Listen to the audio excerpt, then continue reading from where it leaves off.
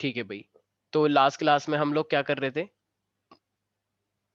Yes, last class में हम लोगों ने वेव क्या क्या, मोशन। तो हम वेव मोशन कर रहे थे, राइट? तो अगर मैं बोलता हूँ कि अगर मेरे पास वेव नंबर होता है, तो वेव नंबर को ही डिफाइन कर सकता है। What do you mean by the wave number everybody? I told you. Wave number को मैंने किससे रिप्रेजेंट किया था, कोई बता सकता है? मैंने ऐसे बोला था म्यू बार। इसका क्या मीनिंग था? Can we say it is numerically equal to 1/λ? याद करो, मैंने बताया था number of wave present per unit distance. एक यूनिट डिस्टेंस में कितनी वेव होती है, उसी को तो वेव नंबर बोलते हैं। याद आया?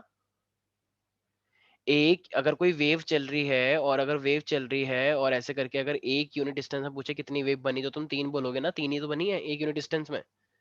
ठीक है, तो ये वेव नंबर कहलाता है। इसी तरीके से मैंने एक लास्ट क्लास में तुम लोगों से अनाउंसमेंट करवाई थी, काफी तेज चिलवाया था, एंगुलर वेव नंबर, और इसको हम प्रोपेगेशन कांस्टेंट भी बोलते हैं। तो एंगुलर वेव नंबर क्या था, याद आ रहा है किसी को? एंगुलर वेव नंबर जिसको हम प्रोपेगेशन कांस्टेंट बोलते हैं, के, तो के इज इक्वल टू क्या आया था, याद करो? 2π/n। 2π/λ, not an. लैम्डा 2π/λ, ठीक है। तो ये आया था हमारे पास। यहाँ तक किसी को भी कोई दिक्कत है भाई? तो ये थे हमारे पास कुछ चीजें। तो देखो, अब ना आने वाले टाइम में इन इक्वेशंस का यूज होगा, ठीक है? ये जो वेव है, तो इस वेव की अपने आप में एक पर्टिकुलर इक्वेशन होती है। तो जितनी भी वेव आएंगी, तो ये अभी एंगुलर वेव, अच्छा एंगुलर वेव नंबर को हम कैसे डिफाइन करते हैं, इसको मैंने बताया था, इसको हम वैसे तरीके से डिफाइन करेंगे कि 2π/λ is called the angular wave number. तो ये क्या रिप्रेजेंट करता है, मैंने इसको समझाया था एक छोटी सी लाइन में। ये रिप्रेजेंट क्या करता है, किसी को याद है? श्रेया, सार्थक, माहिका, ये कुछ रिप्रेजेंट करता है। मैंने बताया था कितना फेज चेंज हो रहा है, उसका angle, how much phase is getting change per unit pathway. एक unit distance per unit pathway के अंदर कितना फेज चेंज हो रहा है, ठीक है? तो उसी को हम क्या बोलते हैं, फेज डिफरेंस। ठीक है, तो किसी रास्ते में कोई भी वेव है, तो कितने डिस्टेंस पर कितना फेज चेंज हुआ। देखो, वेव का फेज चेंज होता रहता है, तो कितने डिस्टेंस पे कितना फेज डिफरेंस हो रहा है, इसी को हम 2π/λ एंगुलर वेव नंबर बोलते हैं। तो ये firstly Aastha, what do you mean by the angular wave number? तो क्या बोलोगे एंगुलर वेव नंबर में? यस, एंगुलर वेव नंबर में क्या बोलोगी? 2π/λ is equal to angular wave बिल्कुल number. सही, ठीक है। तो और ये बोलते क्या है, मतलब इसे अगर इंग्लिश में समझाएंगे तो क्या रिप्रेजेंट करता है ये? कितने पार्ट डिफरेंस पे क्या चीज चेंज हो रही होती है? Phase change per unit. ठीक है। तो देखो, Okay. अब ना यहाँ से ना हमारे पास एक छोटे छोटे टॉपिक्स आएंगे। तो यहाँ पे हमें देखो ट्रांसवर्स वेव है। सर एक सेकंड पीछे कर देना. Sure sure. अच्छा, ये ट्रांसवर्स वेव और लॉन्गिट्यूडनल वेव में मेन डिफरेंस क्या होता है श्रेया? मैंने बताया था, ट्रांसवर्स और लॉन्गिट्यूडनल वेव में मेन डिफरेंस क्या होता है? ट्रांसवर्स परपेंडिकुलरली ट्रैवल करती है। किसकी परपेंडिकुलरली चलती है? Direction of propagation of wave very good. और लॉन्गिट्यूडनल? पैरेलल ठीक इन है, द सेम डायरेक्शन। बिल्कुल सही, ठीक है। तो इसी तरीके से अगर हम ट्रांसवर्स वेव की बात करते हैं ना, तो ऐसा देखा गया कि जो ट्रांसवर्स वेव है ना, वो एक्चुअली दो चीजों पे डिपेंड करती है। एक तो वो डिपेंड करती है मास पर यूनिट लेंथ पर। कोई भी मान लो तुम्हारे पास स्ट्रिंग है, जिससे कि तुम ये, एक स्ट्रिंग है तुम्हारे पास जिसमें तुम ये वेव बना रहे हो एक स्ट्रिंग से, ठीक है? जैसे गिटार है, गिटार से तुम मान लो ये बजा रहे हो। तो उसमें देखा गया कि एक्चुअली जो वेव है ना, वो दो चीजों पे डिपेंड करती है। तो जो स्पीड ऑफ ट्रांसवर्स वेव है, ये नया टॉपिक स्टार्ट हो रहा है यहाँ से, स्पीड ऑफ ट्रांसवर्स वेव। तो ऐसा देखा गया कि जो हमारे पास स्पीड ऑफ ट्रांसवर्स वेव है, तो सबसे पहले वो कौन सी दो चीजों पे डिपेंड करती है, वेलोसिटी। एक तो वो उस पर डिपेंड करती है इसके टेंशन पे, tension of the string. T का मतलब क्या है, टेंशन। तो टेंशन इन अ स्ट्रिंग या इन दिस स्ट्रिंग। एंड ये जो एक मेरे पास क्या होता है, मास पर यूनिट लेंथ। तो मास पर यूनिट लेंथ का मतलब क्या होता है, इसी को हम एक और चीज क्या बोल सकते हैं? तो मैं सिंपली लिख दूं, मास पर यूनिट लेंथ, राइट? तो मेरे पास ये दो चीजें हैं। तो अब अगर मैं दोनों को कंबाइन करूंगा, तो जरा बताना क्या आ जाएगा। अच्छा, इस मास पर यूनिट लेंथ को ही ना एक तरह से तुम बोल सकते हो, it is a small M. इस स्मॉल एम को ही हम मास पर यूनिट लेंथ बोल सकते हैं। तो हम क्या बोलेंगे फिर, दोनों को कंबाइन करेंगे तो टी और एम बोल सकते हैं इस तरीके से। यस और नो, बोलो। अरे यस सर। बोलो, ठीक है। अच्छा जरा एक सेकंड, अगर चलो मैंने ये टी और एम बोल भी दिया, एक सेकंड एक सेकंड, अब उस आगे आने से पहले मैं एक चीज बताना चाहता हूँ। टेंशन का मीनिंग क्या होता है? टेंशन की जो डायमेंशन होती है वो कितनी होती है, कोई बता सकता है? टेंशन का मतलब फोर्स होता है। तो अगर टेंशन का मतलब फोर्स है, तो इसकी डायमेंशन क्या होगी? फोर्स का मतलब mlt माइनस 2 हो जाएगी, और स्मॉल m क्या है, मास पर यूनिट लेंथ, तो इसकी डायमेंशन क्या होगी मास पर यूनिट लेंथ की, ml माइनस का 1। Am I right? Yes, am sir. I right? तो ये मेरे पास दो चीजें हैं। तो अब ना एक्चुअली ऐसा देखा गया कि हमारे पास जो वेलोसिटी का देखना है, तो वेलोसिटी की जो डायमेंशन होती है वो कितनी होती है, मीटर पर सेकेंड, तो एल टी माइनस 1। ठीक है भाई। और अब देखो अगर मुझे यहाँ पे ये देखना हो कि मैंने स्मॉल एम भी निकाल लिया है, तो एक काम करना जरा यहाँ पे, अगर मैं टी और अपॉन एम की डायमेंशन निकालता हूँ यहाँ पे, टी और अपॉन एम की, वैसे तो मैं इसे डायमेंशनली निकाल सकता हूँ, वही जो अब तक हमने कर सीखा है, ए और बी मान के, प्रिंसिपल ऑफ होमोजेनिटी मान के। लेकिन एक सेकंड के लिए जरा टी बाई एम निकालना जरा, एम एल टी माइनस 2, और ये क्या है मेरे पास एम एल माइनस का 1। तो जब ये ऊपर आएगा तो ये प्लस का हो जाएगा, एम से एम कट जाएगा, तो ये क्या बन गया, एल स्क्वायर टी माइनस 2 हो गया, राइट, टी बाई एम। तो जरा बताना इस वाले टी बाई एम में ये स्क्वायर स्क्वायर है और वेलोसिटी में एल टी माइनस 1 है, तो दोनों के बीच में क्या रिलेशन हुआ, तो दोनों के बीच में क्या रिलेशन हुआ जरा बताना एक बार। वेलोसिटी होती है मीटर पर सेकंड और ये है मीटर स्क्वायर पर सेकंड स्क्वायर, तो रिलेशन क्या हुआ दोनों के बीच में, वो उसके स्क्वायर के वो उसका स्क्वायर के, वो उसका स्क्वायर है। तो क्या मैं एक तरह से ऐसे बोल सकता हूँ, velocity is definitely must be equal, अच्छा मैं अगर इस पे रूट लगा दूंगा तो ये भी तो 1 और 1 हो जाएगा। अगर मैं इस टी बाई एम पे रूट लगा दूंगा तो ये बराबर नहीं हो गया इसके, जरा बताओ। Yes, sir. Yes, sir. तो इसका और ये तो प्रोपोर्शनली था ना, तो प्रोपोर्शनल को हटा के मैं कांस्टेंट भी तो लगाते हैं, मान लो ये कांस्टेंट लग गया सी, प्रोपोर्शनल था ना ये, तो इसको हटा के हमने कांस्टेंट में लगा लिया सी, ठीक है, वो ऑल्दो वो इक्वल टू 1 होता है, ठीक है, मतलब जब कांस्टेंट लगा तो लिया लेकिन वो इक्वल टू 1 ही है। तो इसका मतलब वेलोसिटी कितना आ गया फिर मेरे पास, ये टी और एम का मतलब क्या है, ट्रांसफर सिर्फ दो चीजों पे डिपेंड करती है, टेंशन पे और मास पर यूनिट लेंथ पे। तो जरा बताना ये टी और एम का क्या मीनिंग है, एवरीबॉडी बताओ, अरे बोलो टी और एम का क्या मीनिंग है, टी टेंशन और टेंशन और मास, और एम मास पर यूनिट। हाँ ये स्मॉल एम का मतलब है मास पर यूनिट लेंथ, तो इसमें मास और लेंथ है या नहीं है। अच्छा एक बार एक क्वेश्चन आया, the speed of the transverse is depending on the frequency, power 1 power 2 power 3 और पावर 4 और nothing else, it is not depending. तो कौन सा ऑप्शन राइट होगा, जो ट्रांसवर्स वेव की स्पीड है क्या वो फ्रीक्वेंसी ऑफ वेव पे डिपेंड कर रही है, नहीं, क्या इसकी फॉर्मूले के अंदर कोई भी तुम्हें फ्रीक्वेंसी वाला फैक्टर दिख रहा है, नहीं. no, sir. लेकिन लेंथ का फॉर्मूला है इसके अंदर, अंदर ही अंदर Yes, sir. M by L है ना, तो वो एल ऊपर हो जाएगा, तो लेंथ पे है, इस एम का मतलब एम बाई एल है, ठीक है, और टेंशन पे तो कर ही रही है, राइट एवरीबॉडी। तो ये हमारे पास है, तो it can we say it is the speed of transverse along a stretch string, string जो होती है उसके लिए निकाला है हमने। तो ये दो चीजों पे डिपेंड करता है, स्ट्रेच स्ट्रिंग भी लिख लेना, ये स्ट्रेच स्ट्रिंग में निकाला है हमने, एक स्ट्रिंग को खींच दिया उसमें से क्या क्या निकल के आता है, स्ट्रेच स्ट्रिंग के अंदर क्या स्पीड बनती है, तो v is equal to root T by M. I guess कर लोगे, इसमें कोई डाउट नहीं है, राइट ओके। इसी तरीके से एक ना कभी कभी एग्जाम में आ जाता है, सॉलिड के लिए कोई भी निकालो ट्रांसवर्स वेव की स्पीड, अगर कोई भी सॉलिड, अभी तो मैं स्ट्रेच स्ट्रिंग के लिए निकाला तो सॉलिड, अब तुमने मैकेनिकल प्रॉपर्टीज ऑफ सॉलिड पढ़ा होगा, वहां पे मैंने एक चीज पढ़ाया था मॉडुलस ऑफ रिजिडिटी, न्यू। तो क्या था मॉडुलस ऑफ रिजिडिटी, क्या होता है, इलास्टिसिटी ऑफ बोल सकते हो या फिर modulus of rigidity, Sneha modulus of rigidity क्या होता है, याद करो, किसी को याद है डायमेंशन मॉडुलस ऑफ रिजिडिटी की, आस्था संकल्प माइका, किसी को याद नहीं है मॉडुलस ऑफ रिजिडिटी क्या होता है, क्या ये अपने आप में बहुत अच्छी बात नहीं है आप लोगों की, मॉडुलस ऑफ रिजिडिटी आपको याद नहीं है, हाँ भाई Sir, ML minus 1 T minus 2.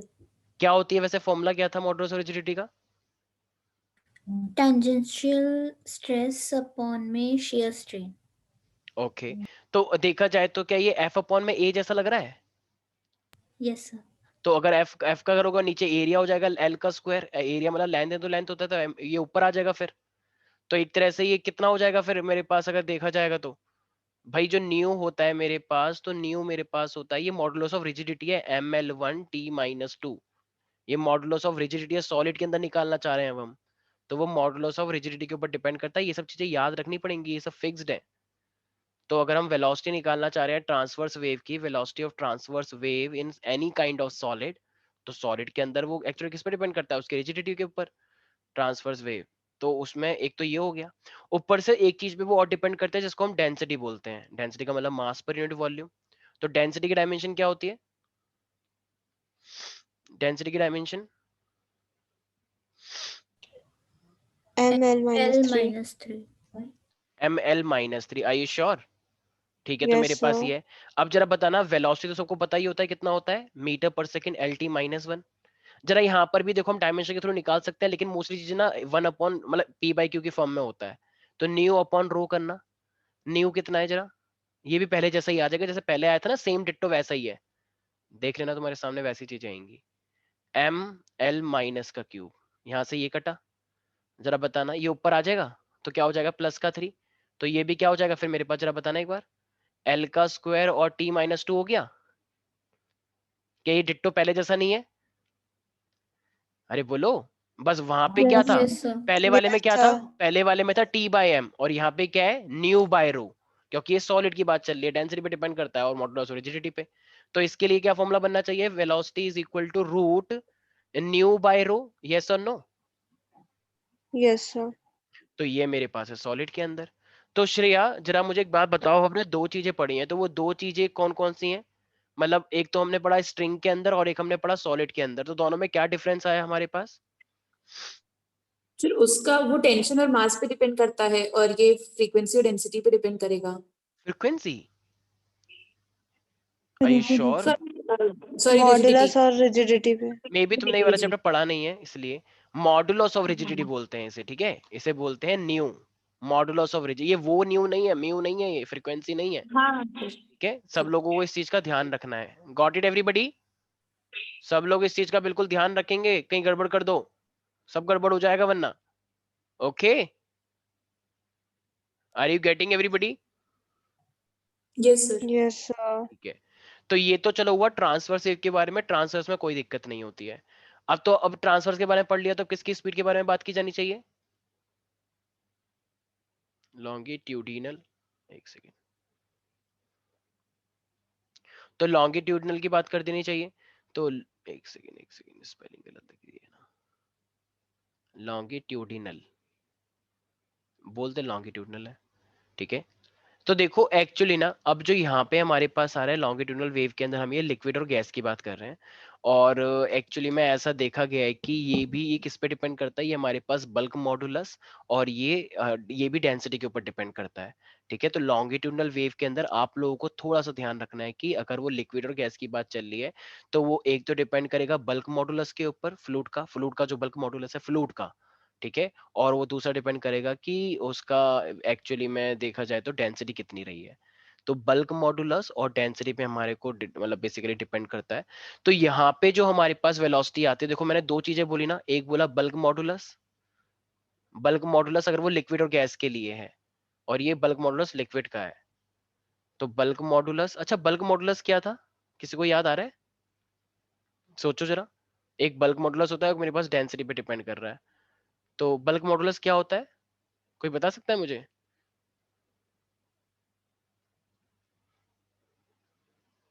कोई नहीं बता पाएगा, क्योंकि बहुत टाइम हो गया ना चैप्टर को पढ़े पढ़े, एकदम भूल गए हम। बल्क मॉडुलस किसी को भी नहीं पता है, बल्क मॉडुलस क्या होता है? Stress upon strain. तो स्ट्रेन का तो कुछ डायमेंशन होती ही नहीं है, तो फिर स्ट्रेस ही तो बचा सिर्फ। और जब स्ट्रेस बचा तो स्ट्रेस का क्या हो जाएगा, F/A। तो वो कितना हो जाएगा, ml-1 T-2 नहीं हो जाएगा?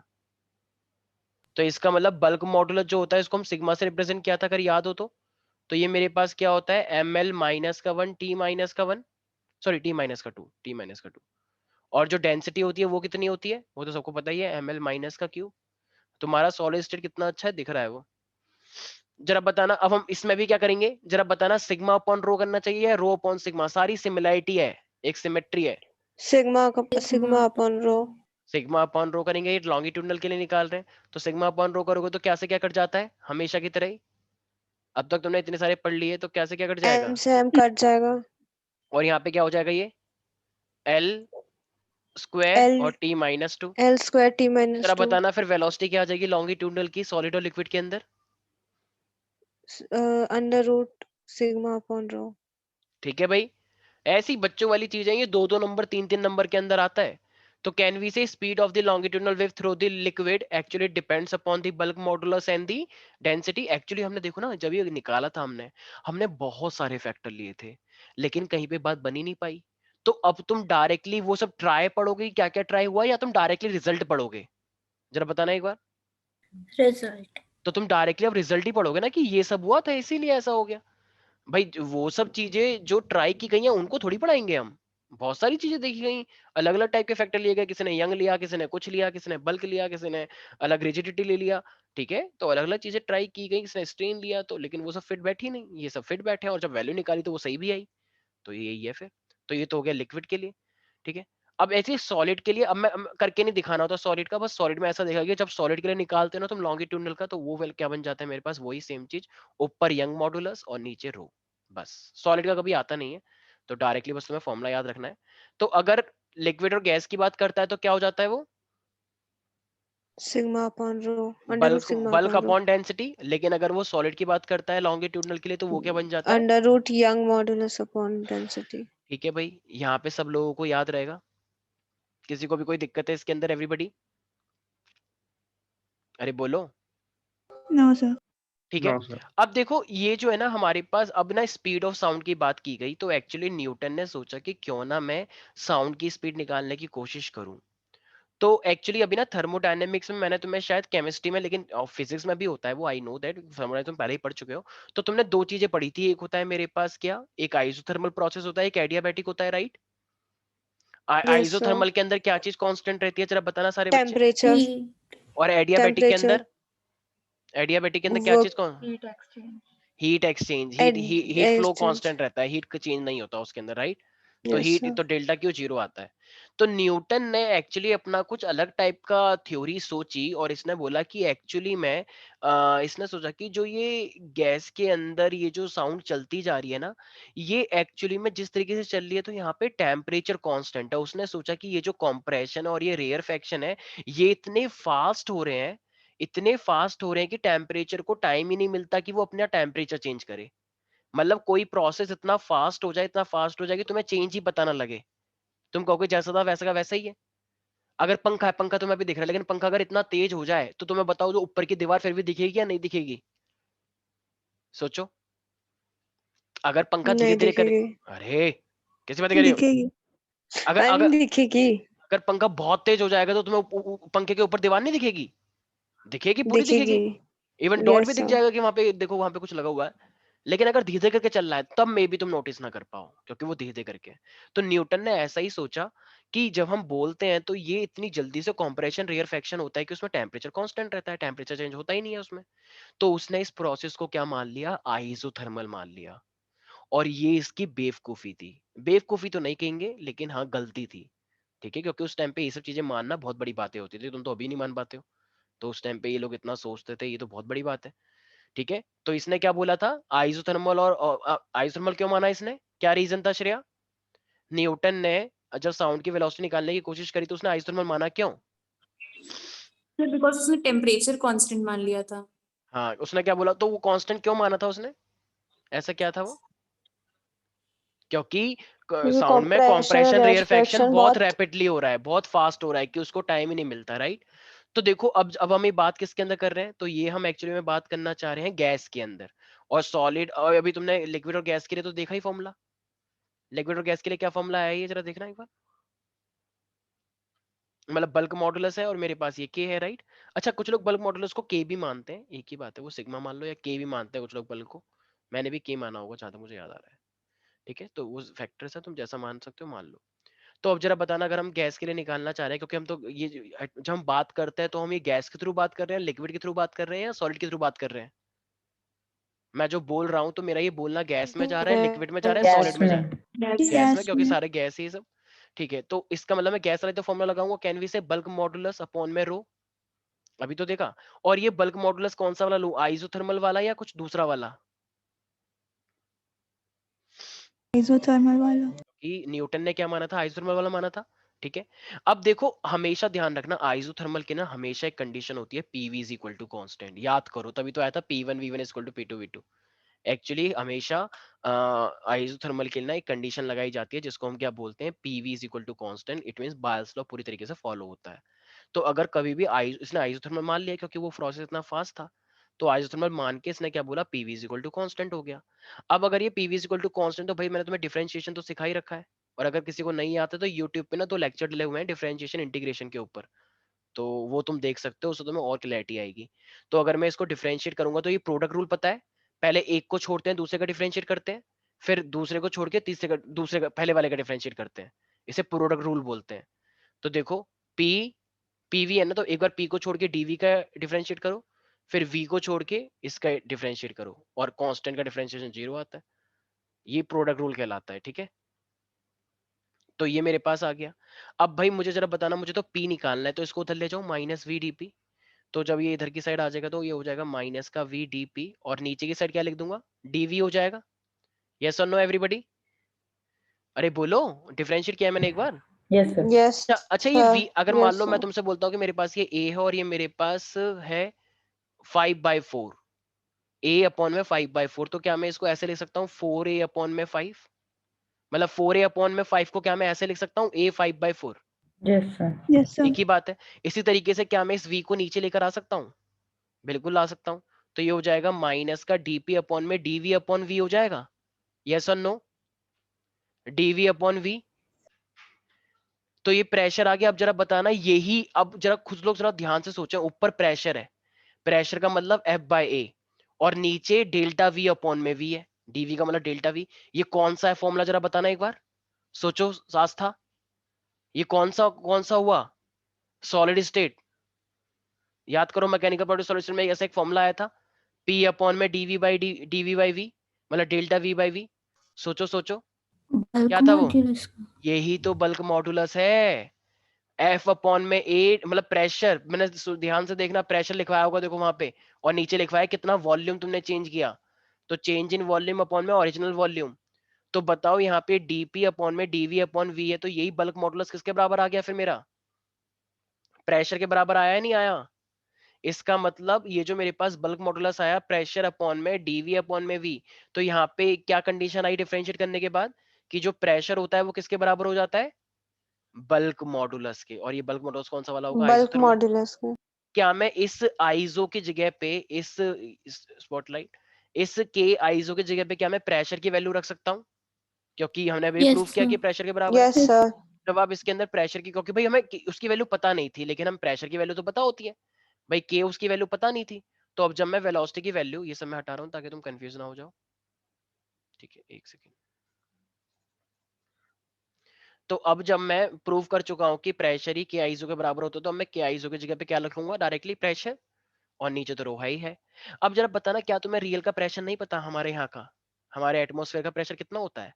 Do you know 0.76 m of Hg, 0.76 pressure होता है हमारा। और अगर किसी को एम में नहीं ध्यान रखना है तो न्यूटन मीटर में क्या होता है, 1.013 इंटू 10⁵ अरे सुना होगा ना, हमारा एटमॉस्फेरिक प्रेशर कितना होता है एसटीपी पर, 10⁵ न्यूटन पर मीटर स्क्वायर।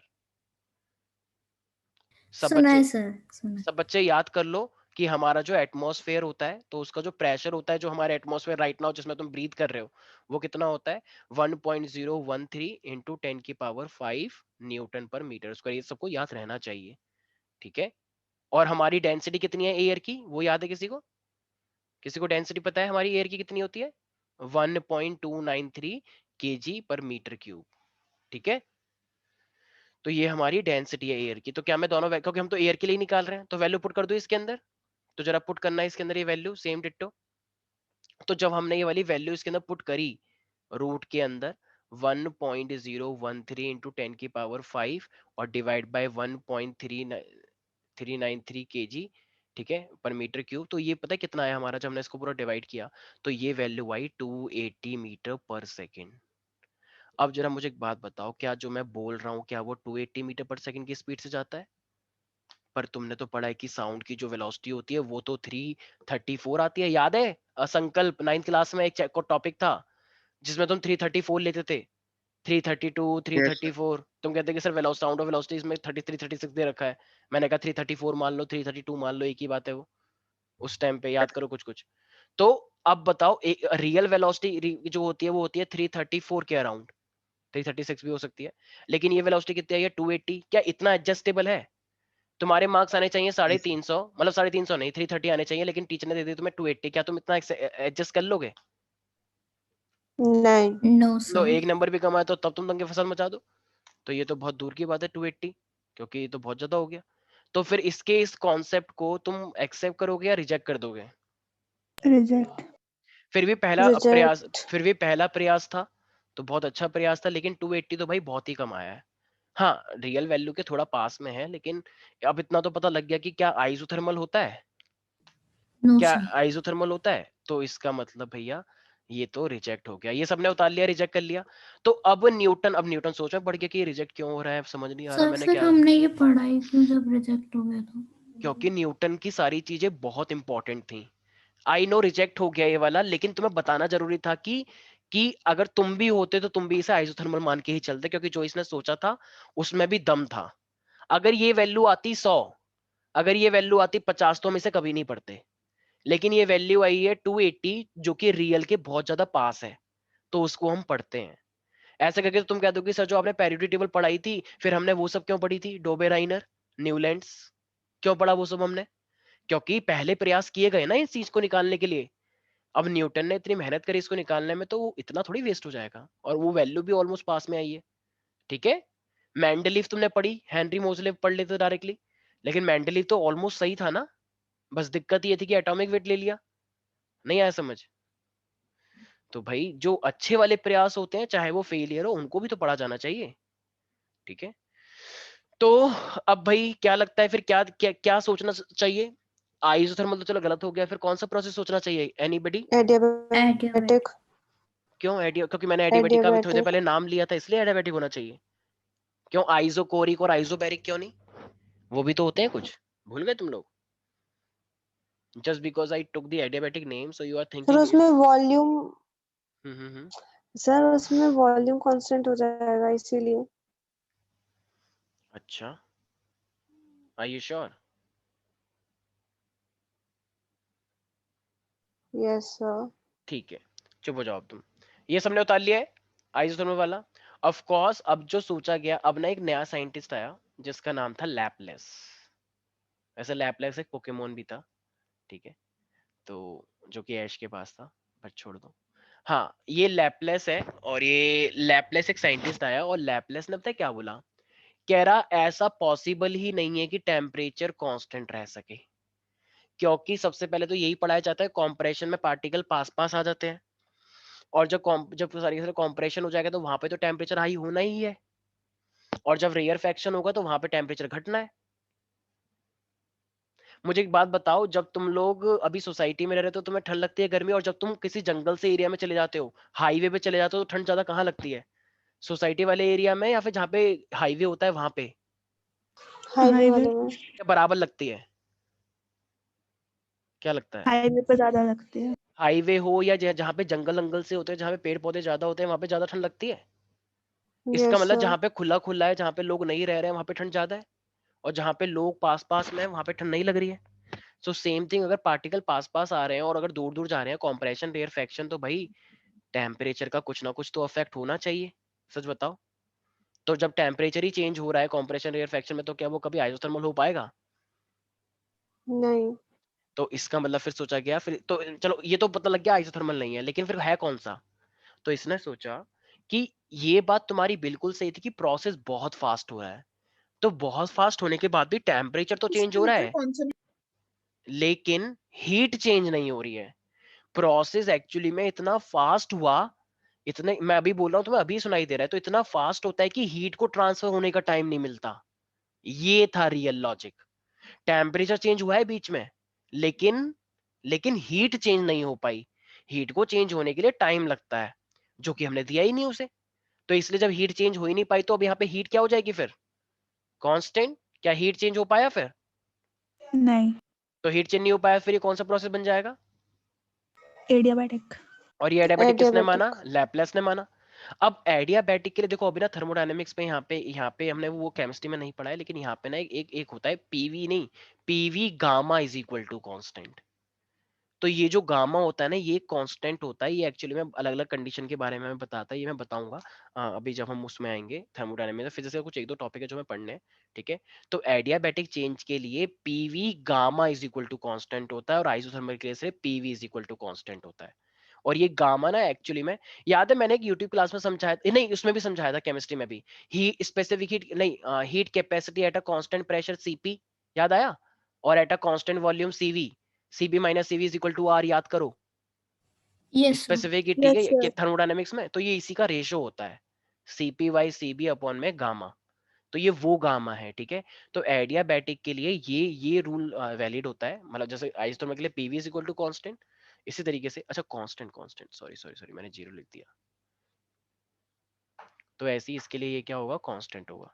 तो एडियाबैटिक के लिए क्या तुम्हें याद रखना है, PV is equal to constant या PV gamma is equal to constant? PV gamma equals to constant. अब हमें तो भाई फॉर्मूला पता ही है, क्या फॉर्मूला होता है।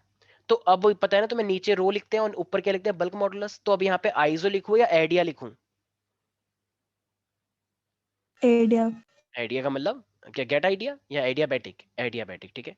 अच्छा हमने पहले क्या किया था, PV is equal to constant लिख के फिर हमने क्या किया था उसे जरा बताना एक बार। Differentiate. जब डिफरेंशिएट किया तो यहाँ पर भी वही करना चाहिए, क्या पता कुछ निकल के आए। तो अब देखो, अब यहाँ पे भी चेन रूल लगाएंगे, लेकिन तुम लोगों को पता होना चाहिए डिफरेंशिएट कैसे करते हैं। जो पावर होती है वो आगे आ जाती है और फिर उसमें से -1 हो जाता है, राइट? भूल गए? अगर मैं तुमसे बोलूं कि 5 की पावर ये s की पावर ये 7 है, तो डिफरेंशिएट करते हो तो क्या आता है, 7x की पावर 6 हो जाता है ना, 7 - 1, Yes, sir. ठीक है। तो सेम इसी तरीके से अब देखो प्रोडक्ट रूल लगाएंगे हम। तो पहले p को ऐसे रहने दो, डिफरेंशिएट कर रहे हैं तो p को ऐसे, तो v गामा को डिफरेंशिएट करना है। अब v गामा को डिफरेंशिएट करोगे तो क्या आएगा, गामा आगे आ जाएगा। अच्छा v और गामा में डिफरेंस ध्यान रखना, मेरा एक जैसा बन रहा है, ये गामा है, ये v है, और ये क्या हो जाएगा, गामा -1। v और गामा में मेरा डिफरेंस है, ध्यान रखना, ठीक है। एक काम करता हूं, मैं गामा को ना ऐसे दिखा देता हूँ रेड से, वैसे तो दिखने की जरूरत थी नहीं, बट ठीक है, ठीक है भाई, हो गया ये। और फिर मैंने क्या लिखा था, प्लस, अब किसको कांस्टेंट रखना है, अरे अब किसको, V gamma को. v गामा को कांस्टेंट रखना है। अब किसको डिफरेंशिएट करेंगे फिर, p को, तो पी को। p तो p है, तो dp हो जाएगा 0। Okay fine. तो अब यहाँ से एक काम करो, यहाँ से ना गामा p की वैल्यू निकालो जरा, तो बाकी सब उधर चले जाएगा। माइनस का v gamma dp divided by v gamma -1। अच्छा सर एक बात बताना, सारे बच्चे तेरे ध्यान से सोचना, अगर ये dp, क्या ये इस v गामा को क्या मैं नीचे ला सकता हूँ? Yes, sir. तो अच्छा ये v गामा -1 इसका क्या मीनिंग होता है, v गामा और ये -1 का मतलब है डिवाइड में एक v लिखा हुआ है ना जो दिख नहीं रहा है। सारे बच्चे ध्यान से देखें, ये माइनस का v गामा dp, ये गामा गामा -1 है, तो -1 का मतलब ये नीचे v है ना, तभी तो ये यस ऊपर -1 बना है। अरे भाई अगर मैं तुमसे बोलूं कि a b की पावर -1, तो इसका मीनिंग क्या है, इसका मीनिंग यही तो है, a b अपॉन में a, तभी तो ये ऊपर आया है ऐसे Yes. -1, तो वही तो करा है यस मैंने, ठीक है। अच्छा तो अब इतना समझ में आ गया है तुम लोगों को, तो जरा एक चीज देखना, क्या v गामा से v गामा कट जाएगा, क्या v गामा से v गामा कट रहा है? यस नहीं सर। Yes, sir. का, या फिर ऐसे ही बोल रहे हो क्योंकि मैं बोल रहा हूँ? एक सेकंड मुझे ना कुछ गड़बड़ लग रही है, पक्का कट। एक सेकंड रुक जाओ, मुझे कुछ गड़बड़ लग रही है, कुछ गड़बड़ हुई है क्या हमसे? पी वी, अरे इस लाइन के अंदर जरा ध्यान से देखो, हमसे एक गड़बड़ हुई है, ध्यान से देखो जरा सारे बच्चे, इस लाइन में अगर तुम देखोगे तो एक छोटी सी गड़बड़ हो गई है, बताओ क्या है वो। अच्छा सब लोगों को चेन रूल मैंने सिखाया है, चेन रूल, अगर मैंने चेन रूल तुम लोगों को अच्छे से सिखाया है तो जरा एक बात बताना, अभी जब हमने पी को यहाँ पे कौन सा लिखा, तो वी गामा को डिफरेंशिएट किया, तो वी तो गामा अपॉन में वी, तो यहाँ पे एक डीवी भी तो आना चाहिए था, खुद सोचो। भाई चेन रूल होता है ना, जब वी गामा v -1 है तो इस dv का भी तो वो करोगे डिफरेंशिएट। जब यहाँ पे तुम dp लगा रहे हो तो यहाँ पे भी तो dv लगेगा, इस गामा की वजह से ये एक्स्ट्रा हुआ ना, इसी को तो चेन रूल बोलते हैं। तो इसलिए तुम्हें एक चीज ध्यान रखनी है, गामा v-1 इंटू में dv, ये रूल होता है चेन रूल। हम यहाँ पे लगाना भूल गए थे तो वो हमारी गलती है, ठीक है। तो इसका मतलब फिर क्या हो जाएगा, तो बाकी सबको फिर इधर ले आओ। तो यहाँ पे क्या है, यहाँ पे एक dv भी तो है जो कि शायद हमें दिख नहीं रहा है, राइट। तो यहाँ पे एक dv भी है, सॉरी यहाँ पर। Are you getting everybody? अरे बोलो, अरे मैंने Yes, खुद sir. dv है, बस Yes, dv sir. dv तो लिखा है, ठीक है। तो v गामा से v गामा कट गया, तो फिर बचा क्या मेरे पास, तो मेरे पास बचा माइनस का dp अपॉन में dv अपॉन में v। अब जरा बताना ये क्या बना, क्या ये फिर से कुछ बन गया, सोचो आस्था। Bulk modulus. इसका मतलब भाई ये सब ना पहले किया जा चुका है, हमने बहुत तिगड़मबाजी करी थी, लेकिन अब क्या करें, तिगड़मबाजी जो सही है वो हम डायरेक्ट पढ़ रहे हैं, तो एडियाबेटिक आ गया ये। तो इसका मतलब ये के एडियाबेटिक इस बार किसके बराबर आया है, के एडियाबेटिक इस बार किसके बराबर आया है, पी के या फिर गामा पी के। Gamma P. और पहले तो हमने पी के बराबर किया था, इसका मतलब इस बार हम गामा से भी मल्टीप्लाई करेंगे, क्या पता कुछ फर्क बने। तो इस बार एक काम करते हो, तो इस बार मैं वेलोसिटी को क्या लिख सकता हूँ, तो ये लैपलेस ने करेक्शन किया है, ध्यान रखना एग्जाम में बहुत आता है ये। तो के एडियाबेटिक की जगह पे क्या आ जाएगा मेरे पास, अब गामा पी हो जाएगा, और नीचे तो रो है ही है। तो अब जो गामा पी है, तो देखो एक चीज का तुम लोगों को ध्यान रखना है, एयर के लिए ना इस गामा की वैल्यू मेरे पास कितनी होती है, 7/5 इस एयर के लिए, क्योंकि सीपी होता है 7, सीवी होता है 5, इस तरीके से याद कर सकते हो। तो एयर के लिए इस गामा की वैल्यू 7/5 होती है, तो ये कितना हो जाएगा 7/5, और बाकी रूट पी प्लस रो ये तो तुमने पहले ही निकाला था, जरा बताना कितना आया था ये, पी प्लस रो की वैल्यू कितनी आई थी 280. भाई, न्यूटन ने इतना तो पहले ही करके दे दिया ना हमें, लैपलेस तो बहुत चालाक निकला, उसी का तो कॉन्सेप्ट यूज किया उसने, यही तो होता है जो लास्ट में आता है वो बड़ा चालाक निकलता है। तो बस अब पी बाय रो की जगह पे 280 लिख दो डायरेक्टली। अच्छा रूट में नहीं लिखना ना, रूट तो वो सॉल्व कर चुका था, रूट में तो बस 7/5 रहेगा, और वो इतना को पहले को ही सॉल्व कर चुका है। अब रूट 7/5, और जब तुम इसको वैल्यू करते हो ना, ये मेरे पास आता है 331.3 मीटर पर सेकेंड। अब जरा बताओ, तो ये वाला जो माना गया है, ये वाला अप्रोक्सीमेटली सही है या नहीं, एग्जैक्टली तो ये भी सही नहीं है, लेकिन ठीक है, ये तो बहुत ही पास आ गया। तो बताओ क्रेडिट किसको मिलेगा, लैपलेस को या न्यूटन को। Laplace को. तो इसका मतलब लैपलेस ने बेसिकली क्या किया है, किस चीज में करेक्शन किया है, जरा बताना एक बार, लैपलेस का उसमें करेक्शन बस किस। पीवी गामा कांस्टेंट ले लिया. उसने एडियाबेटिक माना है। हाँ तो फिर फाइनली क्रेडिट किसको मिलेगा, अवार्ड अगर बात की जाएगी कि वेलोसिटी ऑफ साउंड इन्होंने निकाली है, तो किसको अवार्ड दोगे, लेप्लेस। लैपलेस को दोगे, लेकिन कुछ ना कुछ थोड़ा बहुत अवार्ड क्या उसको भी मिलना चाहिए, इसको न्यूटन वाले को हाँ। मिलना तो चाहिए यार, ऐसे थोड़ी तुम किसी के साथ वो कर पाओगे, ठीक है। तो उसको भी मिलना चाहिए, ठीक है। तो दोनों का ही कंट्रीब्यूशन है, इसलिए मैं दोनों को पढ़ा भी है। तो यहां तक किसी को भी कोई दिक्कत है भाई, एवरीबडी बोलो। No, sir. तो ये था हमारे पास पूरा का पूरा वेलोसिटी ऑफ साउंड, और ये किस चीज के लिए था मेरे पास, मतलब न्यूटन्स ने बताया। अच्छा सारी दिक्कत कहाँ पे आई, मतलब लॉन्गिट्यूडनल वेव की, भाई हमारी जो साउंड होती है वो लॉन्गिट्यूडनल होती है, तो ट्रांसवर्स में दिक्कत आई या लॉन्गिट्यूडनल वाले में दिक्कत आई, लॉन्गिट्यूडनल वाले में दिक्कत आई ना, ठीक है। तो इस चीज का ध्यान रखना है, ठीक है। अच्छा अब मैं कुछ क्वेश्चन, चलो क्वेश्चन तो हम करेंगे, चिंता मत करो, ठीक है। तो अब ना हमारे पास मैं कुछ देख पा रहा हूँ, हाँ हमारे पास ना ये कुछ फैक्टर्स हैं, तो कुछ फैक्टर्स हमें लेने होते हैं, तो एक सेकेंड जस्ट। हाँ, क्या साउंड हमारी साउंड तेज हो रही है कम हो रही है, क्या ये कुछ फैक्टर्स के ऊपर डिपेंड करता होगा, क्या लगता है, करता होगा। तो देखो एक चीज का ध्यान रखना, अगर मैं साउंड की बात कर रहा हूं तो एक चीज ध्यान रखना, ये कभी भी प्रेशर के ऊपर कोई डिपेंड नहीं करता, प्रेशर चाहे कितना भी हो जाए तुम्हारी साउंड पे इस पे कोई फर्क नहीं पड़ने वाला, क्यों, क्योंकि तुमने फॉर्मूला पढ़ा है अभी, गामा पी अपॉन में रो, और प्रेशर तो कांस्टेंट है, तो इसीलिए, और उसको तुम चेंज भी नहीं कर सकते इन्वायरमेंट को, क्योंकि PV is equal to constant होता है, तो प्रेशर का कोई इफेक्ट नहीं आता है, ठीक है। तो कोई भी इफेक्ट तुम्हें देखने को नहीं मिलेगा। अच्छा अब मान लो अगर तुमने डेंसिटी चेंज कर दी है, डेंसिटी, क्या डेंसिटी चेंज हो सकती है, बिल्कुल हो सकती है, क्योंकि तुम्हें एक सेकंड डेंसिटी, एक सेकंड जाओ। अब मेरे पास, क्योंकि तुम गैस के अंदर जा रहे हो, लिक्विड के अंदर जा रहे हो, सॉलिड के अंदर जा रहे हो, तो डेंसिटी अलग होती है। तो मेरे पास फॉर्मूला ही पढ़ा है तुमने, गामा पी अपॉन में रो। तो जरा बताना वेलोसिटी और ये डेंसिटी में क्या रिलेशन बन रहा है? इनवर्सली प्रोपोर्शनल है। Inversely proportional. तो अगर मान लो तुम्हें डेंसिटी पहले ज्यादा थी, अब कम कर दिए, तो फिर फॉर्मूला क्या बन जाएगा? v1 अपॉन में v2 का।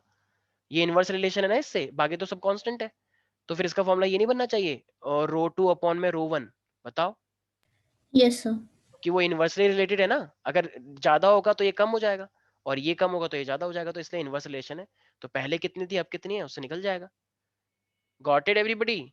तो भैया डेंसिटी पे तो इनवर्स रिलेशन होता है, ये चीज ध्यान रखनी है सबको। अच्छा, टेम्परेचर पे कुछ अफेक्ट होता है क्या? क्या लगता है, टेम्परेचर पे कुछ अफेक्ट होना चाहिए? एनीबॉडी? देखो, No, sir. अच्छा ऐसा लगता है कि नहीं होना चाहिए, लेकिन देखा जाए तो हो भी सकता है फर्क। कैसे हो सकता है, जरा मुझे एक बात बताना। जो डेंसिटी होता है वो कितना होता है, मास पर यूनिट वॉल्यूम। हम टेम्परेचर का देख रहे हैं, डेंसिटी कितना होता है, मास पर यूनिट वॉल्यूम होता है। तो वॉल्यूम कितना हो जाएगा, मास अपॉन में डेंसिटी हो सकता है। Am I right? और तुम लोगों को क्या पता है, for the 1 mole of gas, 1 mole of gas अगर तुम्हारे पास, तो वो कितना होता है, PV is equal to RT. तो v की जगह पे क्या मैं ये रख दूं, तो p की जगह अगर मैं ये रखूंगा m बाय रो, और ये मेरे पास हो जाएगा RT। तो जरा मुझे एक बात बताना प्यारे प्यारे बच्चों, अब ये p अपॉन में रो चाहिए होता है, क्योंकि p अपॉन में रो फॉर्मूला बनता है। तो ये क्या हो जाएगा, RT अपॉन में m आ जाएगा। अब ये p अपॉन में रो क्या क्या था, क्या ये वेलोसिटी में आया था, p अपॉन रो? क्या p अपॉन रो किसी को दिख रहा है? अरे, p अपॉन रो दिख रहा है वेलोसिटी में? Yes, sir. वो वेलोसिटी हमने निकाल तो लिया जानबूझ के टेम्परेचर का यूज करके। इसका मतलब p अपॉन में रो एक्चुअली में क्या होता है, अंदर ही अंदर RT अपॉन m के बराबर है। तो जरा बताना, तो अगर p upon rho RT upon m के बराबर है, तो जरा बताना वेलोसिटी टेम्परेचर पे डिपेंड करेगी या नहीं करेगी? ये है करेगी। अच्छा, तो डायरेक्टली करेगी, इनवर्सली करेगी? ये p अपॉन रो है और ये RT अपॉन m है, तो जरा बताना एक बार, डायरेक्ट रिलेशन है या inverse relation? Directly. Direct. Directly वो भी अंडर रूट, या फिर डायरेक्टली बस t? अंडर रूट वाइज या फिर नेचुरल वाइज?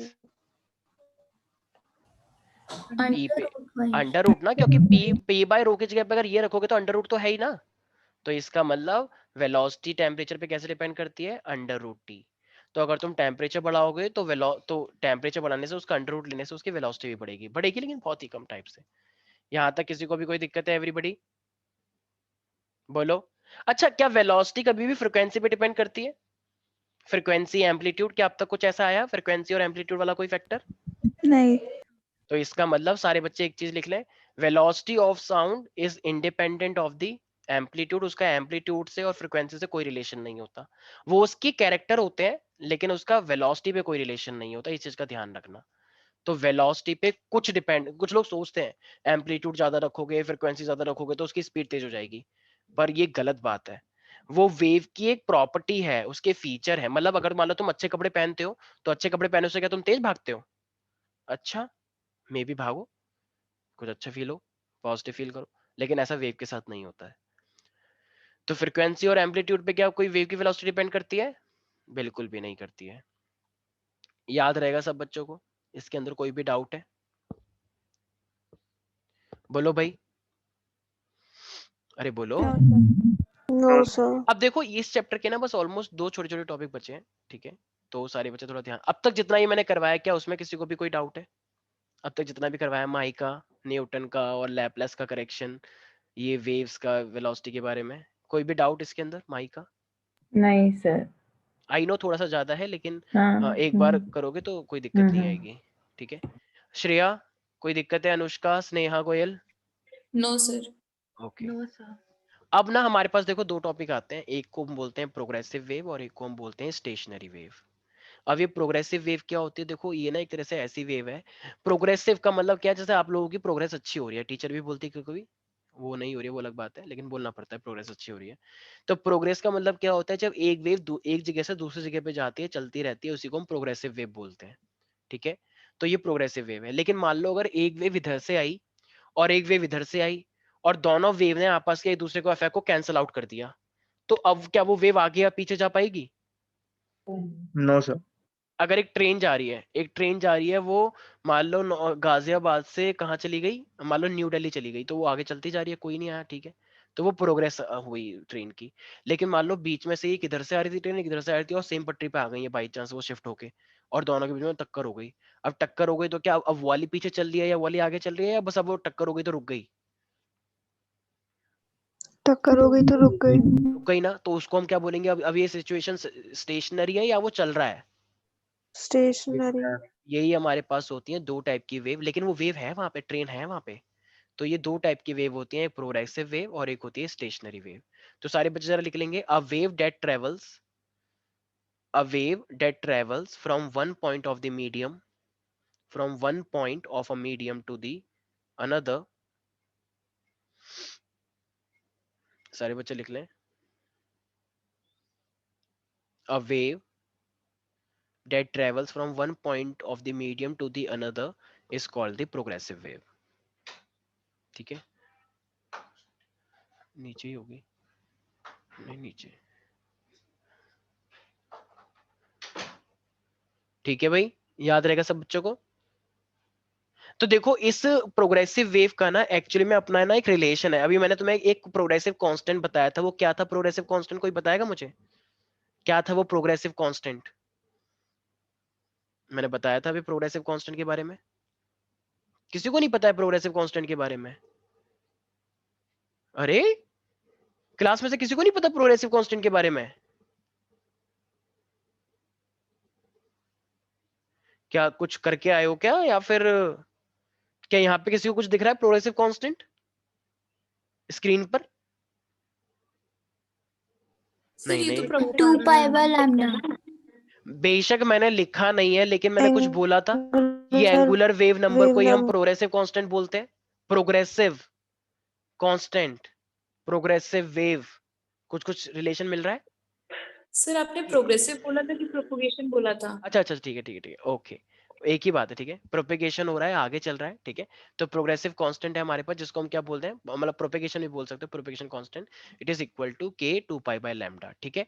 तो देखो यहाँ पे हमारे पास क्या है, अब जो रिलेशन बनेगा ना प्रोग्रेसिव के अंदर प्रोपेगेशन कांस्टेंट के टर्म्स में, तो एक वेव जो ऐसे करके चल रही है, यहाँ ये इसका प्लस a हुआ एम्पलीट्यूड मैक्सिमम, ये इसका मिनिमम एम्पलीट्यूड हुआ माइनस का a, ठीक है। वेव की वेलोसिटी इस साइड चल रही होती है भाई, वेव ऊपर नीचे चल रही है, लेकिन वेलोसिटी तो इधर की साइड ही आएगी ना, ऐसे, ठीक है। तो तुम लोगों को ध्यान रखना है, प्रोग्रेसिव वेव की जो इक्वेशन होती है ना, वो हमेशा क्या होती है, y is equal to a sine हमेशा ओमेगा टी माइनस का के एक्स, ये एक वेव की रिप्रेजेंटेशन है। a sign omega T minus का के एक्स, ये प्रोग्रेसिव वेव की इक्वेशन है। अच्छा, क्या मैं इसी को और ओपन अप कर सकता हूं? कैसे? ओमेगा का मतलब क्या होता है, 2 पाई बाय टी, टी, और के का मतलब क्या होता है, 2 पाई बाय लैम्डा एक्स। क्या मैं ये लिख सकता हूं एवरीबॉडी? बताओ बताओ, अरे यस बोलो, ठीक है। अच्छा, इसी को क्या मैं और थोड़ा मॉडिफिकेशन कर सकता हूँ? मॉडिफिकेशन का मतलब वो तुमसे कुछ भी पूछ सकता है, इसलिए मैं ये सब करके दिखा रहा हूँ। अच्छा, मान लो अगर मैंने 2 पाई को कॉमन निकाल लिया, 2 पाई कॉमन आ सकता है, लेकिन मान लो अगर मैंने 2 पाई नहीं बल्कि मैंने 2 पाई बाय टी को कॉमन निकाल लिया, तो 2 पाई बाय टी को कॉमन निकाले तो यहाँ पे क्या बचेगा, small T.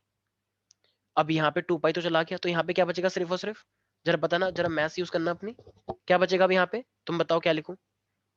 T by lambda 2x. X by lambda, और ये टी तो इसके पास था ही नहीं जो कॉमन निकाल लिया गया, तो फिर यहाँ पे मल्टीप्लाई करना पड़ेगा ना। जो चीज मेरे पास है ही नहीं, अगर मुझसे वो चीज ले ली जाएगी, तो फिर यहाँ पे लिखना पड़ेगा ना कि भाई ये चीज है जो मेरे पास थी नहीं, तो यहाँ से ये कैपिटल टी यहाँ आ जाएगा। यस और नो एवरीबॉडी? Yes, sir.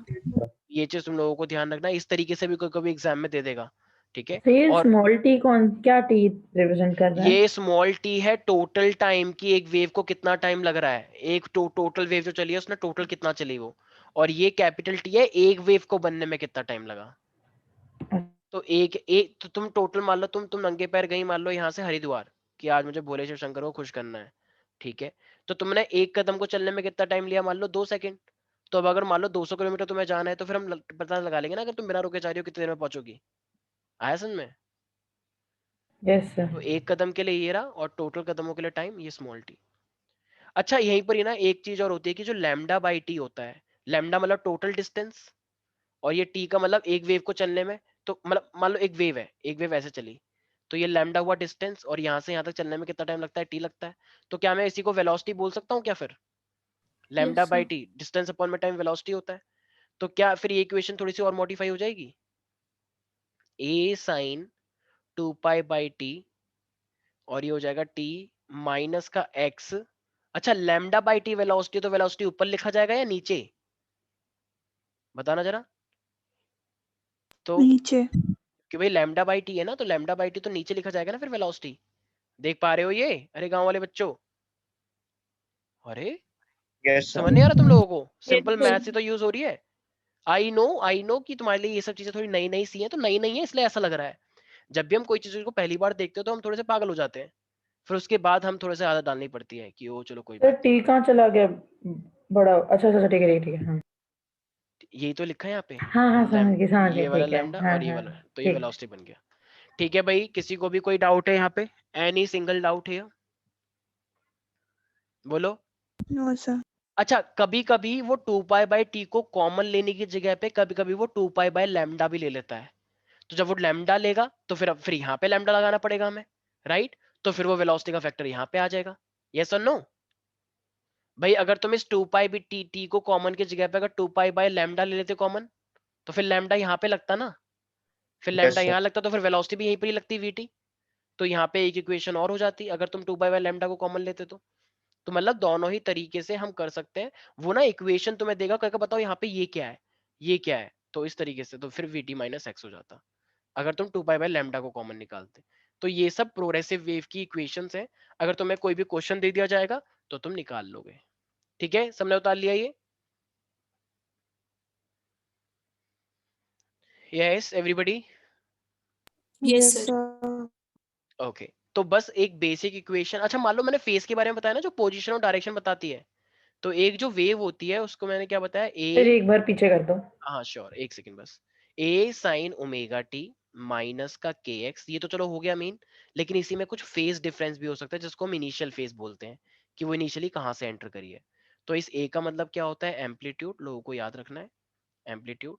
इस ओमेगा का मतलब क्या होता है, कोई बताएगा मुझे? कैन वी से angular frequency 2 pi by T. इस टी का मतलब क्या है, स्मॉल टी का, ये टाइम है। के का मतलब क्या होता है? Progressive constant. हाँ ठीक है, और या फिर angular wave number. Angular wave number, right? X का मतलब क्या है, पोजीशन, किस पोजीशन में तुम हो, कितना कवर किया। और ये फाई का मतलब क्या होता है, initial phase, initial phase angle. Initial position. हाँ इनिशियल फेज एंगल बोल सकते हो, ठीक है, एंगल होता है ना फाई, फेज। सबको याद रहेगा इसके अंदर? कोई भी डाउट है एवरीबॉडी? No sir. तो ये था हमारे पास पूरा का पूरा प्रोग्रेसिव वेव के बारे में, और इसकी इक्वेशन तुम लोगों को याद रखनी है, क्योंकि यहाँ पे वो तुम्हारे साथ कुछ भी क्वेश्चन देगा तुमसे, इसी के अंदर कुछ भी पूछ सकता है कि इसका एंगुलर फ्रीक्वेंसी निकालो, इसका एंगुलर वेव नंबर निकालो पेज इक्वेशन देके। सर, तो क्या? पिछला पेज कर दो एक हाँ बार। हाँ हाँ हाँ हाँ हाँ, ठीक। तो ये था हमारे पास पूरा का पूरा एक प्रोग्रेसिव वेव के बारे में। अच्छा प्रोग्रेसिव वेव को पढ़ाने से पहले मैंने तुमसे एक चीज और बोली थी कि प्रोग्रेसिव वेव का एक उल्टा होता है, वो क्या होता है उल्टा? प्रोग्रेसिव वेव का उल्टा मैंने बोला ना, प्रोग्रेसिव स्टेशनरी वेव। हो स्टेशनरी गया वेव सर। होता है, ठीक है। तो स्टेशनरी वेव भी होता है हमारे पास, वो भी तुम लोगों को याद रखना है, ठीक है। तो अच्छा चलो मैं यहाँ पे कुछ अब न्यूमेरिकल्स करवाता हूँ, तो क्योंकि न्यूमेरिकल्स तुम लोग बोल रहे हो, आई नो टाइम हो गया, लेकिन टाइम अब 1 घंटे का नहीं है, थोड़ा सा ज्यादा का है, ठीक है। तो कोई बात नहीं, everything will be alright, quickly देखो। अच्छा सारे बच्चे जरा एक जरा बात बताओ, अगर तुमको एक यहाँ पे पार्टिकल, मतलब सिंपल मान लो तुम्हें दिया है y इज इक्वल टू, एक प्रोग्रेसिव वेव की इक्वेशन दे दी गई है, ओमेगा टी माइनस का के एक्स, ठीक है, ये दे दी गई है एक इक्वेशन। तो क्या तुम वेलोसिटी निकाल लोगे?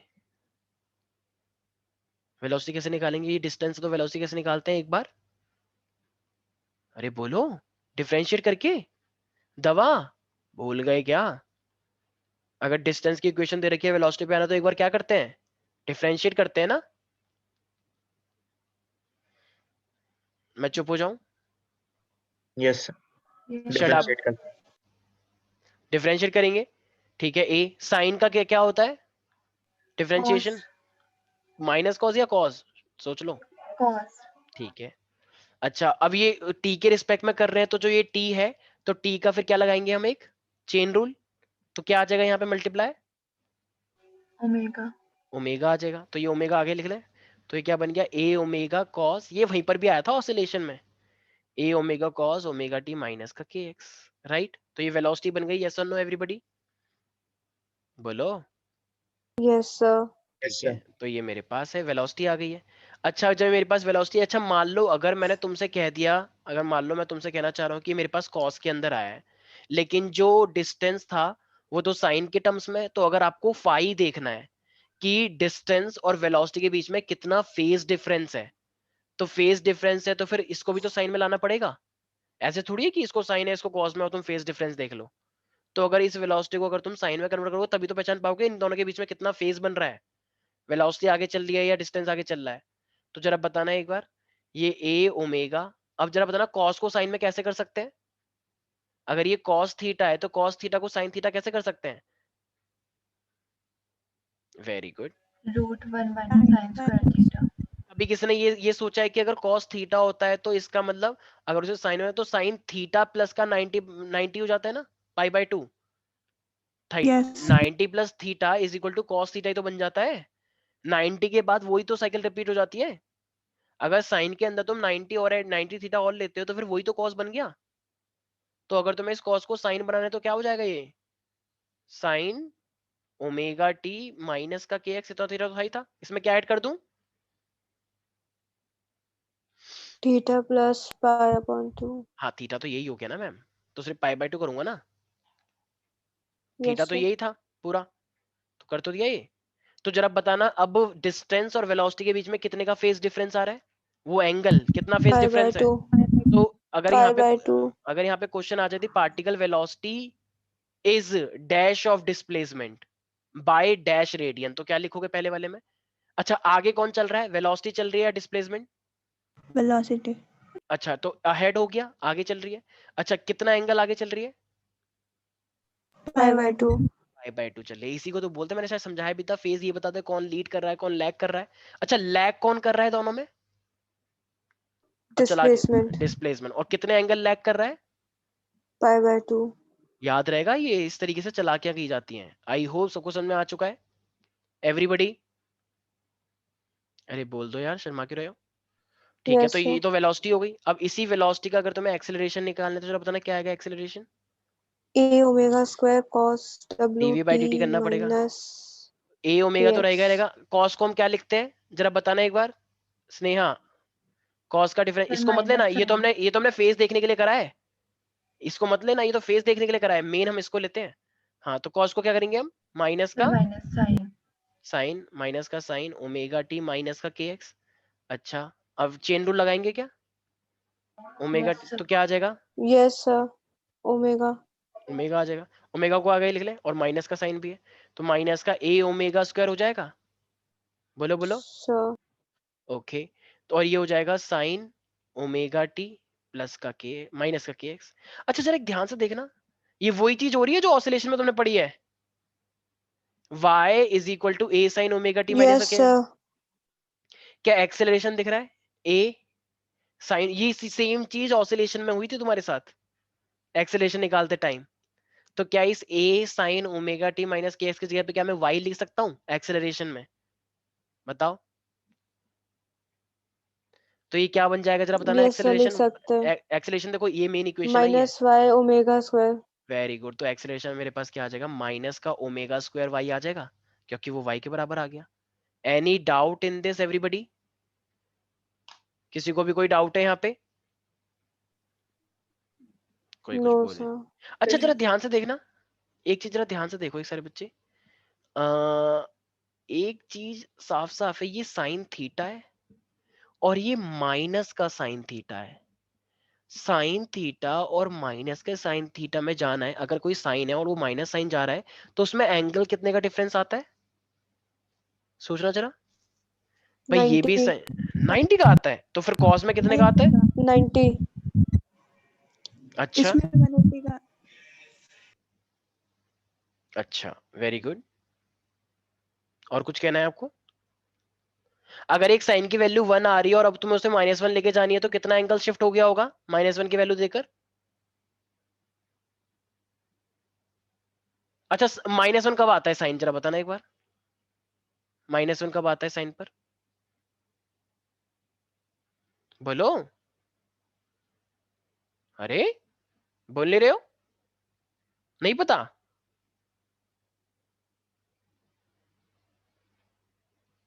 मेरे भाई अगर साइन की वैल्यू 1 है और तुम्हें उसे -1 लेकर आना है तो एक पूरा इस तरीके से पूरा एक 180 कवर हो जाता है, क्योंकि 360 बात तो वही रिपीट होगा। तुम लोगों को मैथ बिल्कुल नहीं आती है क्या? ये पूरा 360 के बाद तो रिपीट ही करता है, तो अगर ये +1 है तो पूरा 180 के बाद वो -1 होगा ना। तो इसका मतलब जब यहाँ पे ये भी साइन और ये भी साइन है, लेकिन ये माइनस में है ये पॉजिटिव में है, तो इसका मतलब यहाँ पे एक्सेलरेशन में कितना फेज बन रहा है? 180. 180 का मतलब क्या होता है रेडियन के टर्म्स में? 2 pi upon 2 2 पाई। 2 2 पाई तो 360 होता है, Sir, pi. सिर्फ Sir, पाई बोलो 2 ना। pi upon 2. अरे Sir, पाई बोल दो pi. ना, Yes, sir. पाई बोल दो Sir, ना मैम। pi. ठीक है, तो इसका मतलब अगर मुझे एक्सेलरेशन में फेज देखना होगा तो ये कितना फेज चल रहा है उससे डिस्टेंस के टर्म्स में? अरे Pi. ये भाई यही सेम चीज ना ऑसिलेशन में तुमने पढ़ी थी कि भाई अगर डिस्प्लेसमेंट इतना है तो वैसे वेलोसिटी में कितने का आता है π/2 का, और फिर एक्सेलरेशन भी वेलोसिटी से कितना होता है π/2 का, और एक्स्ट्रा π/2। तो अब ये इससे π/2 है और ये इस वाले इससे π/2 है, तो फिर इसके और इसके बीच में कितना डिफरेंस बनेगा भाई? ये इससे π/2 एक्स्ट्रा है और ये और इससे π/2 एक्स्ट्रा है, तो टोटल डिस्टेंस और एक्सेलरेशन में कितना Pi. बन जाएगा? Pi. पाई बनेगा ना। Pi. नहीं आ रहा कुछ समझ? तो सबसे आगे कौन चल रहा है फिर देखा जाए तो? एक्सेलरेशन। Acceleration. एक्सेलरेशन से कितना पाई, कितना पीछे है वेलोसिटी, Pi. Pi. और इस वेलोसिटी से कितना पीछे है डिस्टेंस, तो फिर डिस्टेंस और एक्सेलरेशन pi/2. के बीच में कितने का डिफरेंस आएगा? Pi का. समझ में आ गया? इसे बोलते हैं phase difference. Are you getting everybody? नहीं आ रहा कुछ समझ, बहुत टफ है ये तो, क्लियर Yes, कुछ नहीं है। sir. Mahika, Mahika, yes maximum acceleration अगर हमें देखना हो तो मैक्सिमम एक्सेलरेशन क्या होगा? मैक्सिमम एक्सेलरेशन सर पाई पाई होगा मैक्सिमम भी तो। पता नहीं सर अबे मैक्सिमम एक्सेलरेशन ये होगा ω²y, ठीक है? This is the Okay. Maximum acceleration ना वैल्यू। भाई इक्वेशन है ये, y के टर्म्स में आ गया, y के टर्म्स में आ गया माइनस का ω²y, ये मैक्सिमम एक्सेलरेशन है। वेलोसिटी कितना होता है? वेलोसिटी का हो जाएगा ये a cos ωt - kx। Okay everybody, अभी छोड़ूंगा नहीं मैं, सॉरी। ये उतार लिया है सबने? Yes, sir. ओके ठीक है। अब ना एक क्वेश्चन है तुम लोगों के पास, देखो कह रहा है कि y इज इक्वल टू, इस टाइप के क्वेश्चन आएंगे, 10⁻⁻6 साइन 100t प्लस का 20x प्लस का π/4, ये तुम्हें दे रखा है, ठीक है? तो अब जो तुम्हें ये दे रखा है तो कोई मुझे बता सकता है कि एम्पलीट्यूड कितना होगा? जरा करना, कंपेयर करना इक्वेशन को। 10 to the power -6. Very good, शाबाश, वेरी गुड, क्या बात है। अच्छा एंगुलर फ्रीक्वेंसी कितना हुआ? 100. पक्का? Yes, Yes, sir. sir. ये कंपेयर कर रहे हो तुम, ठीक है? अच्छा k की वैल्यू कितनी हुई? 20. 20. ओके kx हो गया, ठीक है। अच्छा और फाई कितना हुआ? Phi Pi/4. π/4 हुआ, ठीक है। अब ना हमेशा ध्यान रखना जब भी वो तुमसे स्पीड ऑफ वेव पूछेगा, मान लो मैंने पूछा यहाँ पे स्पीड ऑफ वेव निकालो, तो स्पीड ऑफ वेव का ना एक फॉर्मूला लगाना हमेशा ω/k। ω/k हमेशा ही तुम्हें क्या देता है? ω/k हमेशा तुम्हें वेलोसिटी देता है, रिमेंबर ऑलवेज। क्यों? ऐसा क्यों? जरा मुझे एक बात बताना, क्योंकि ओमेगा क्या होता है 2π/t, और ये k क्या होता है 2π/λ, और मैंने पहले ही बोला था λ/t क्या होता है, देखो मैंने पहले ही बोला था λ/t क्या होता है? वेलोसिटी होता है। अरे Yes, बोलो ना। sir. तो λ/t कैसे आता है? ω/k करके ही तो आ सकता है। λ/t निकालोगे तो दिक्कत हो जाएगी, तो सीधे ω/k करो। तो वेलोसिटी इज इक्वल टू ω/, करना जरा, ओमेगा कितना दे रखा है तुम्हें 100. और k कितना दे रखा है? 20. सॉरी मैंने यहाँ पे क्या लिख दिया है 20, तो वैल्यू कितनी आ जाएगी फिर वेलोसिटी की? 5 meter per second. मैं सही कर रहा हूँ या गलत कर रहा हूँ? 100 है, ये 20 है, तो 5, हाँ ठीक है 5 मीटर पर सेकेंड आ जाएगी। किसी को भी कोई डाउट है इसके अंदर? एवरीबडी बोलो। No sir. इस तरीके से आई होप तुम लोग क्वेश्चन कर लोगे, ठीक है। इस टाइप के क्वेश्चन एग्जाम में बहुत ज्यादा देखने को मिलते हैं, ठीक है। अच्छा, ये तो हुआ एक क्वेश्चन, सबने उतार लिया है, इसमें किसी को डाउट है? ठीक है।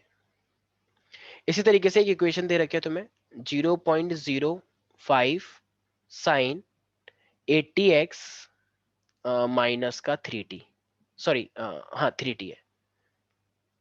जरा सबसे पहले इसके अंदर जरा बताना, ये सब चीजें तुम्हें दे रखी है फाइनली, ठीक है। और ये तुमसे पूछना चाह रहा है कि सबसे पहले तो एम्पलीट्यूड निकालना जरा यहाँ से, कितना आएगा एम्पलीट्यूड? एम्पलीट्यूड 0.005 0.005 इस वेव की, प्रोग्रेसिव वेव की, ठीक है। अब कह रहा है कि आपको टाइम पीरियड भी निकालना है। अब जब ये हमसे टाइम पीरियड निकालने के, तो जरा बताओ टाइम पीरियड किसके पास होता है, ओमेगा के पास या के पास? ओमेगा के पास टी होता है या फिर के पास टी होता है? ओमेगा। तो ओमेगा के पास अगर होता है तो ओमेगा 2π/t होता है, तो फिर ये टी क्या हो जाएगा, 2π/ओमेगा हो जाएगा। जरा बताना यहाँ पे ओमेगा की वैल्यू कहाँ है? क्या किसी को ओमेगा दिख रहा है? इक्वेशन जरा कंपेयर करना। 3 है। 3 आर यू श्योर? क्योंकि टी ओमेगा के साथ लगता है, राइट, ओमेगा टी। तो यहाँ पे जो ओमेगा हुआ वो क्या हो जाएगा मेरे पास? यस एवरीबडी, तो ये हो जाएगा मेरे पास माइनस का ओमेगा टी होता है ना, तो यहाँ पे ये हो जाएगा मेरे पास 2π, और ओमेगा मेरा कितना है 3, तो टाइम कितना हो जाएगा मेरे पास फिर एवरीबडी? 2π/3, राइट। डिवाइड करके, हाँ पाई की वैल्यू, इसमें पाई रेडियन है, इतना रेडियन है, डिवाइड करना पड़ेगा तो आंसर आ जाएगा, राइट एवरीबडी? अरे बोलो, इस बार उल्टा दे रखा है ना, यस सर। ओमेगा टी यहाँ पे दे दिया, के एक्स इस साइड दे दिया, मतलब डायरेक्शन उल्टी हो गई है इस बार वेव की। अगर ये नेगेटिव में है तो इसका मतलब पहले डायरेक्शन वेव ऐसे चली तो वैसे चल रही है, क्योंकि इन्होंने ये रिवर्स कर दिया है। अच्छा, यहीं पर ही पूछ रहा है फ्रीक्वेंसी भी निकालो। अब जब मुझे एक बात बताना, अगर तुमने टी निकाल लिया है तो टी का ही रेसिप्रोकल क्या फ्रीक्वेंसी होता है? 1/t 1/t हो जाएगा। ये 1/t, तो फ्रीक्वेंसी निकल जाएगी एवरीबडी। अरे कर लोगे? Yes sir. यस और नो एवरीबडी? Yes sir. ठीक है, बस मैं छोड़ रहा हूँ अब, बस ये लास्ट क्वेश्चन तुम करके दिखाओगे, ठीक है। तो ये प्रो बस, अब इसके अंदर एक ही लेक्चर बचा और उसके बाद तुम्हारा फिजिक्स का सिलेबस फाइनली खत्म हो जाएगा, ठीक है। एक क्लास और लगनी है। 0.005 और ये मेरे पास है x, ठीक है। तो यस, जरा मुझे एक बात बताओ, अगर ये तुम्हारे पास एक इक्वेशन दे रखी है तो सबसे पहले पूछ रहा है कि you have to find out the amplitude. 10 क्यों 10 क्यों आ रहा है? क्योंकि आगे की सर साइड है, 10 आएगा कम। क्योंकि वो आगे की साइड है तो इसलिए 10 हो जाएगा, राइट। अच्छा, ये पूछ रहा है फ्रीक्वेंसी निकालो, फ्रीक्वेंसी। ध्यान रखना इस बार ये 2π आगे ले रखा है, तो अब अंदर क्या होगा वो तुम्हें खुद सोचना है, कौन सी इक्वेशन ये बना रखी है इन लोगों ने, खुद सोच के चलो, कुछ तिगड़मबाजी हो सकती है यहाँ पे। जरा देखना एक बार एक कौन सी इक्वेशन मैंने करवाई थी, क्या ये किसी से मैच कर रही है? देखो जरा, जो इक्वेशन अभी मैंने दी है वो किस वाली इक्वेशन से मैच कर रही है? उसने क्या कॉमन लिया है? साइन 2π कॉमन लिया है ना, उसने साइन 2π कॉमन लिया है।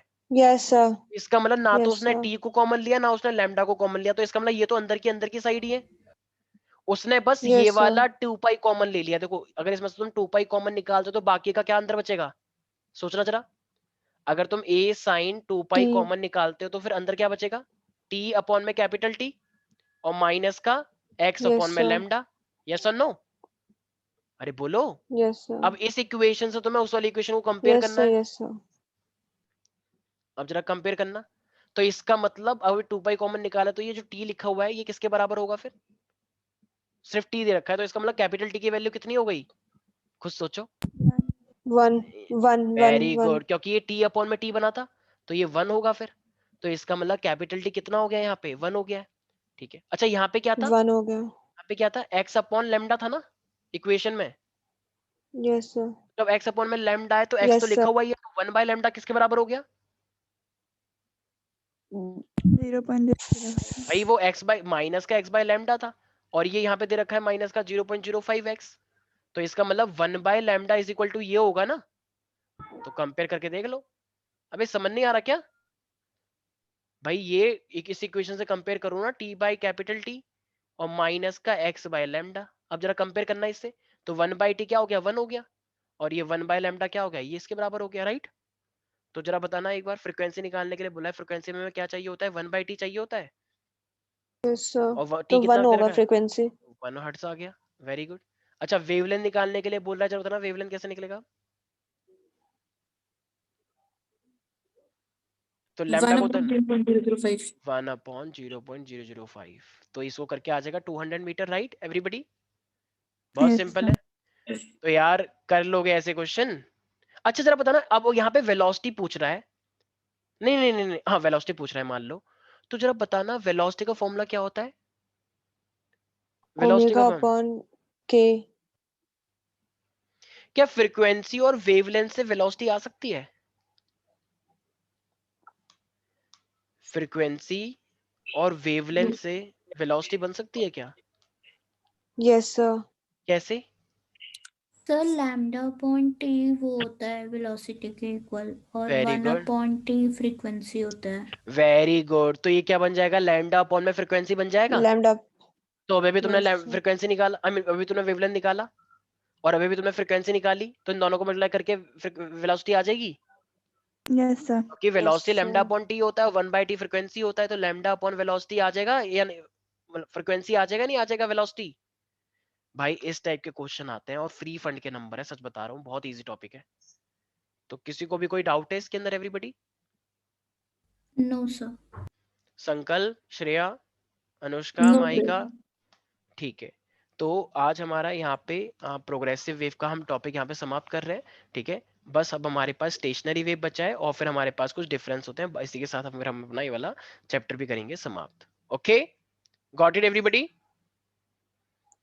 तो ठीक है, यस सर। साथ साथ रिवाइज करते रहो, वरना बहुत ज्यादा दिक्कत तुम्हें होने वाली है, ठीक है। तो साथ साथ रिवाइज नहीं करोगे, वैसे मुझे पता है कि कुछ स्कूलों में ना कुछ टॉपिक छुड़वाएंगे, मुझे पता है, और कुछ सारे सारे टॉपिक नहीं करवाएंगे, तो जो टीचर स्कूल में करवा रहे हैं उन टॉपिक को तो पक्का करना, और जो नहीं करवाए उनको करना ही मत, क्योंकि वो आएगा ही नहीं, ठीक है।